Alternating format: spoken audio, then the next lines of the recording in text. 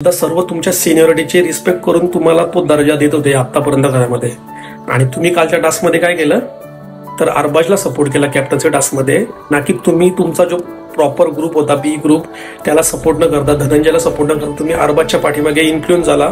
अरबाज जे बोलला त्याला हो मध्ये हो मिळवलं आणि त्यांच्या स्ट्रॅटेजीला तुम्ही एक्सेप्ट केलं आणि त्यांच्या बाजूने खेळलात. आणि नंतर तुम्ही एक्सेप्ट काय करत होता त्यांच्याकडनं, पॅडी आणि अंकिताकडनं, की तुम्ही माझे ग्लास पियायला पाहिजे होते. अरे ते का पेतील? तर स्ट्रॅटेजी करायला तुम्ही तिकडे बसताय आणि मग जर जेव्हा गेम खेळायची वेळ येते तेव्हा तुम्हाला यांचा सपोर्ट पाहिजे. म्हणजे तर तुम्ही जर मानत होते का बी ग्रुप आमचा आहे तर तुम्ही त्यांच्याकडे बोलायला जायला पाहिजे होतं ना. पॅडी दादा पण तिथे तुम्हाला बोलला की तुम्हाला जर असं वाटलं होतं की आम्ही तुम्हाला कॉर्नर करतोय, आम्ही तुम्हाला कोणत्या गोष्टीत घेत नाही, तर तुम्ही आमच्यासोबत येऊन बोलायला पाहिजे होतं.